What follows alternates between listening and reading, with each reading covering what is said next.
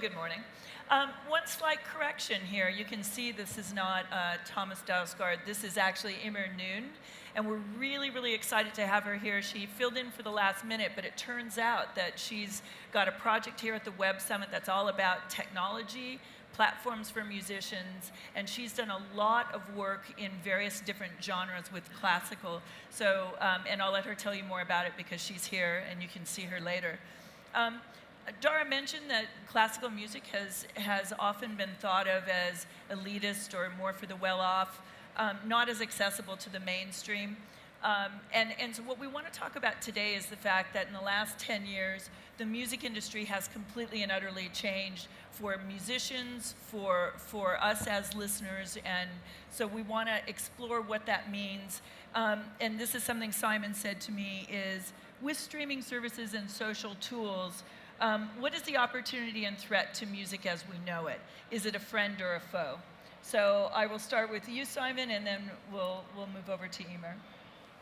Very good. Well, from our point of view, we're a venue. So our main concern is trying to bring people in to listen to live music making. And I think some of the things I'll be saying will probably apply to other genres as well. It's not just classical music. It's that whole way in which people's relationship with music has changed. And we know how much music we can get instantly. I mean, you referred earlier to the fact that if you look on YouTube, the amount of hits for classical music is enormous. Yes. Far bigger than the audiences coming to live music. So what opportunity does that give us as a presenter of music to actually get that audience to engage more with the live experience? And I think from that point of view, the word experience is really important. What we offer in live music, no matter how great the technology is never going to be the same. And it's never going to have that social interaction dimension with other people, that, if you like, that community of fans that come to engage with the music, whether that's rock music or jazz or classical music, it's a similar thing. You're there with like-minded people enjoying something that you can enjoy together. Classical music has been slow, I think, to adopt that, and part of that, I think, is that it has traditionally been an older audience, so obviously older audiences are slower adopters. So the challenge for us is how do we get to that younger audience, but also, you know, the new audience that may be older people but haven't had a relationship with classical music but have with other genres.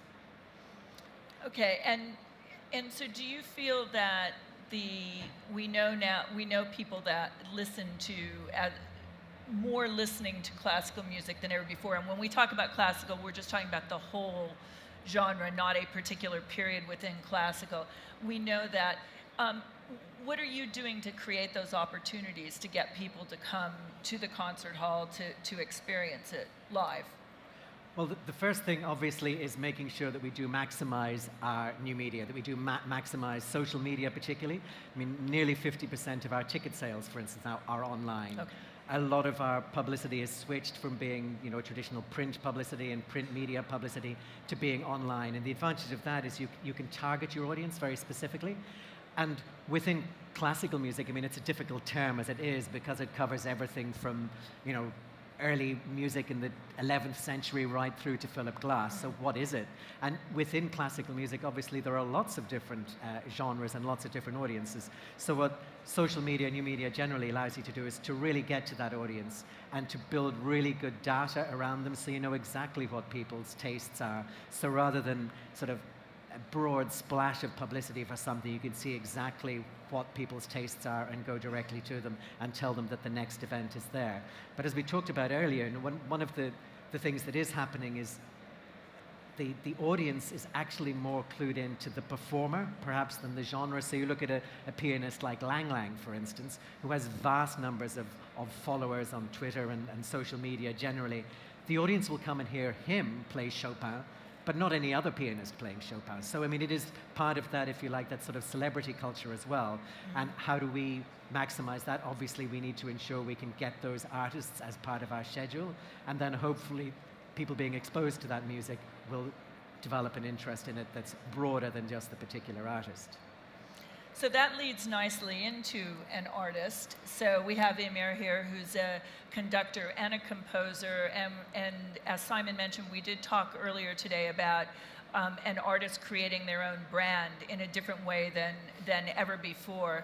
And so talk about your project that you're doing here at the Web Summit, because it's really exciting, but also some of the ways you're taking your classical music background and moving it around so that more people get to see it through video games and films, etc. Well, I think it's an extremely exciting time for music and technology. I think there's so much opportunity to be very, very creative with technology, to interact with people all over the world, to create music together. It's limitless. So my experience has been, I call myself a genre-hopping conductor and composer. My background is 100% purely classical, but a lot of the work I do is in the video game industry. And what's very exciting about this is game companies have decided we're creating these huge MMOs online, these massively multiplayer online games where they, for instance, World of Warcraft, which is one of the IPs that I've worked on, you go in and you are in this vast world and you're meeting friends from all over the world and you recognize them by their avatar and you create relationships inside of that game. Now we want to do that with music, musicians, collaboration, performance collaboration, composition and creating music collaboration. Our project is called Conductrix. It has two aspects to it, well, three aspects. One is a conducting simulator using the Oculus, where you can come home from work, decide, I want to conduct the music from Halo, I want to conduct the music from, I want to conduct the Ninth Symphony, Beethoven's Ninth. I'm going to load up Sydney Opera House, La Scala, I'm going to load up my orchestra. When I turn to my left, I hear the violins louder. When I turn to the right, the cello. The orchestra follows me. It gets louder when I do certain gestures. The game grades me and gives me points on my performance. I look down, I see my music stand.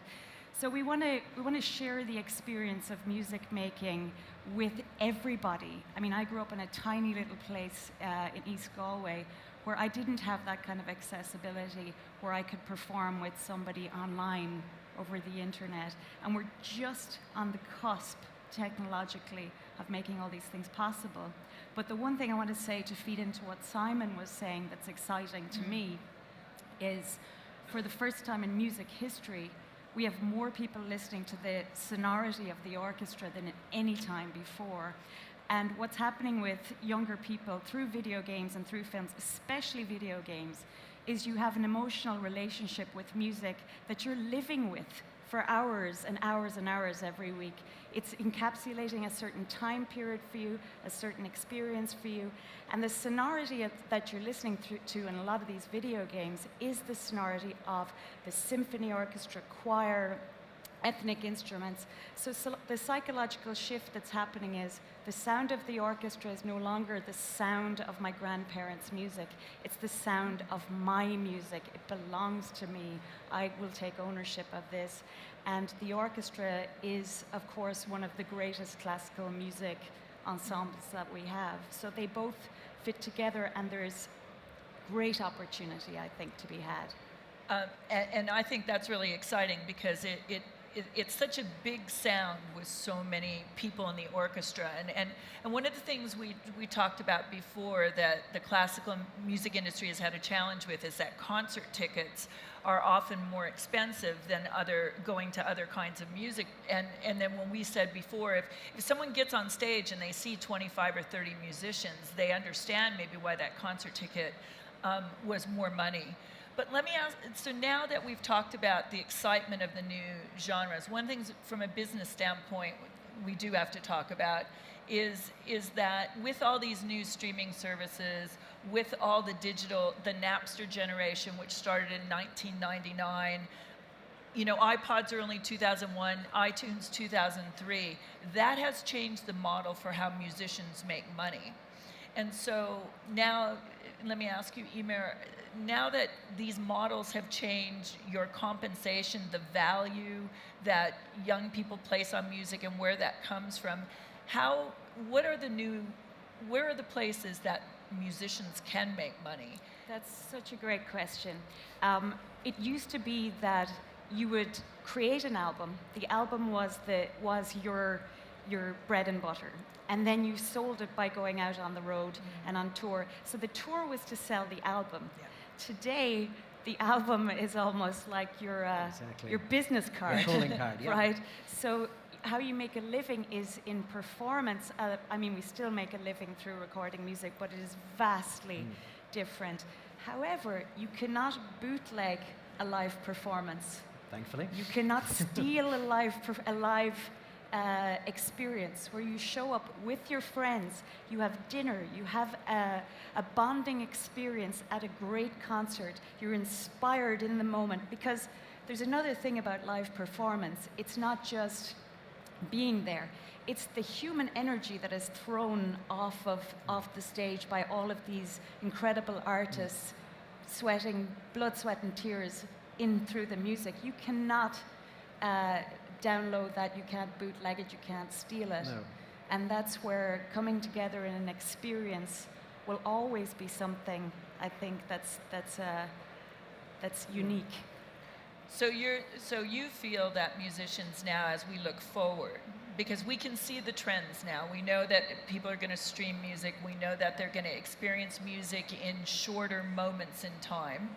Everybody is, we were talking earlier about being connected all the time. Most people don't sit down and listen to a whole symphony or a whole film.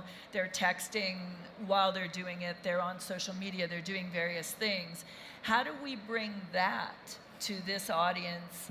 And we, That's a fascinating challenge. I mean, if you like, our conventional, our core loyal audience expects to listen to music as a complete sanctuary.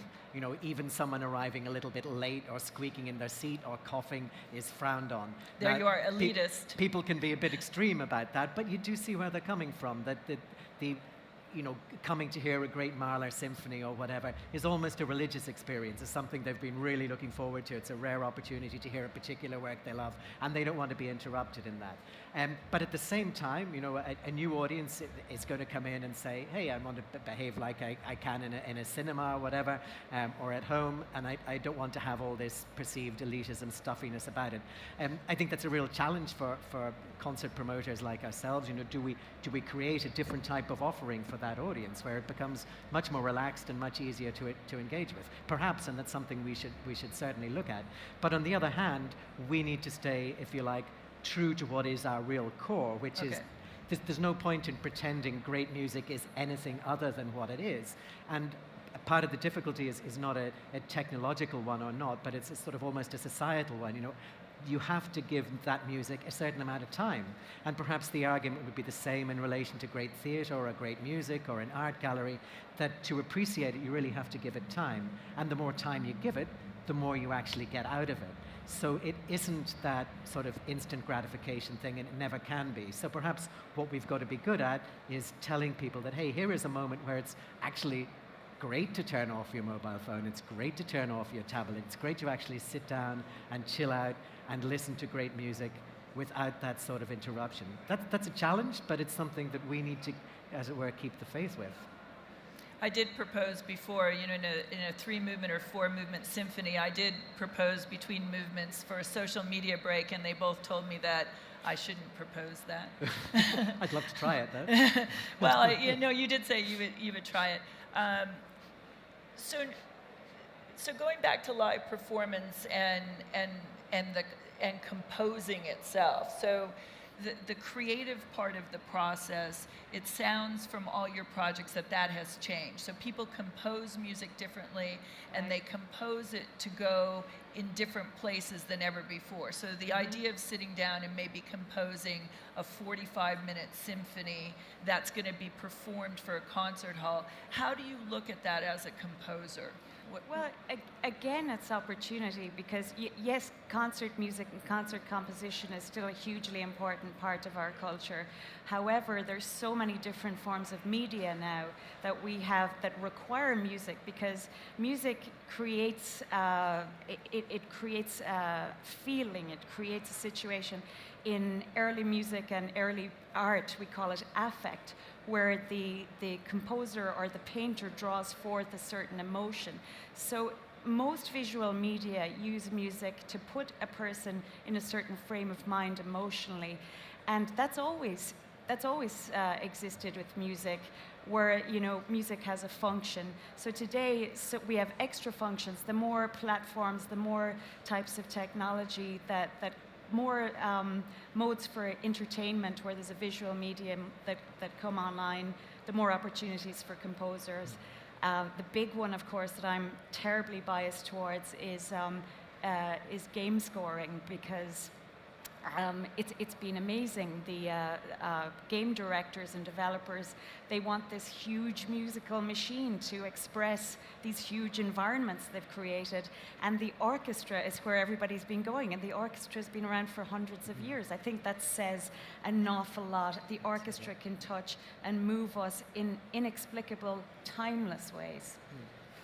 And one of the things I came across in researching for this was the lovely quote that the imminent demise of classical music is one of our most enduring traditions. And it's absolutely the case. When radio came along, people said, oh, that's the end of concerts. People are going to stay at home and listen to it on the radio. When the CD came along, the same thing. The internet comes along, the same thing. And it simply doesn't happen because of the live music experience. But something we've only touched on a little bit tangentially in all of this is, if you like, the educational possibilities that are opened up by the net.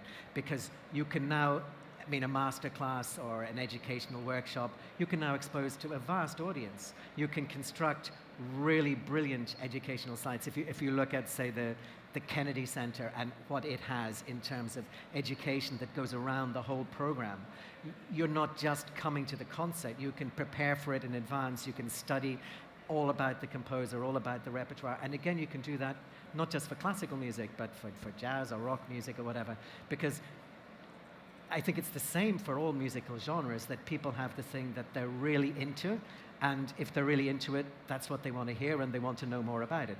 And the collector thing is another fascinating phenomenon in that point of view. I wonder with streaming, will that really come to an end? In classical music, there was always the thing about they wanted to have the complete Wagner operas, they wanted to have the complete Beethoven symphonies or whatever. But also in rock music, people want the original album. They want that physical thing that they collect and have and show to their friends. How do you cope with that when it's all just streamed?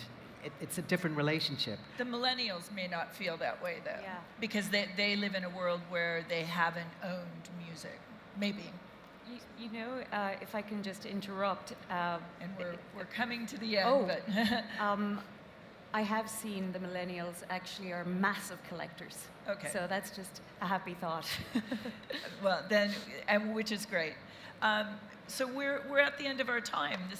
This has been great. Please find us on Twitter, and any follow-up questions, we'll be happy to chat with you about it. So thank you very much. Thank you.